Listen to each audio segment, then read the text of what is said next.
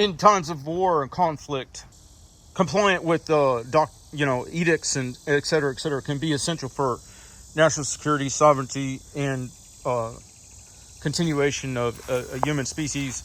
But then in times of peace, that very same fealty or compliance can be the opposite. And where we see that in lawn care is a lot of the people that petition me for that nice, tight, even cut that is not a natural expression of organics are mostly military. And what's worse, though, is when you try to explain to them, they shut you down.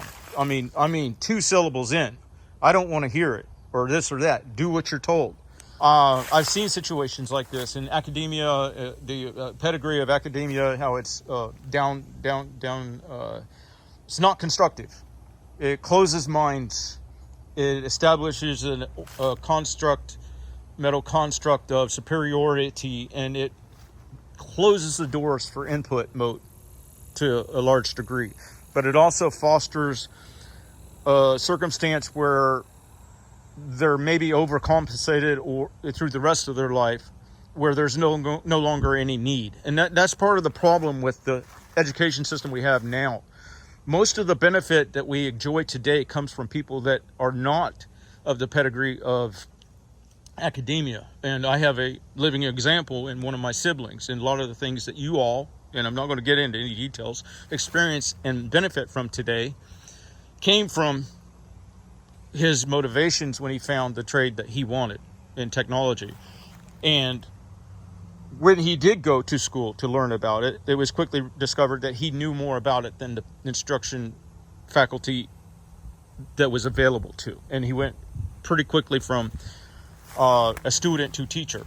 I mean, no significant time, and then very quickly from education to one of the main people in industry that brought forth some of the technologies that you enjoy today. So when you find a passion, when you find the ability within society to specialize in that passion, and then you do more and more research, and you have a little bit of diversity that generally isn't there from the people who have the life constructs of academia, where they were too young to choose, and then they didn't experience a variety of other things. And then that comes in it with me, I mean, how many people would have where they've been self-made and then lost everything, and then had to be in a situation like lawn care, and then had the crossover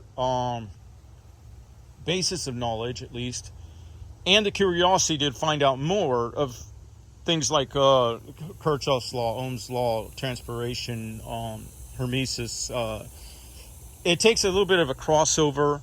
And then, of course, it takes a passion. And one of the things that help with me and my passion is biologically not having an ideal physique. And then so I started looking into what's going on here, because it didn't really make sense, you know what I mean?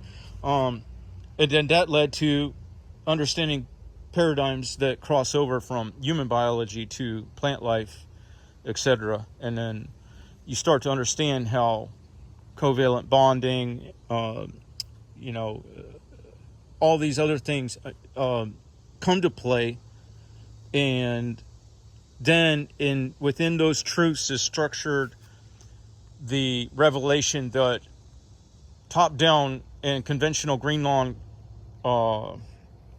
processes are not only ineffective in that they create dependency-based landscapes, but they're also more toxic than good, and paralytic in a way of the plant to do what it was supposed to do. It's only there in appearance.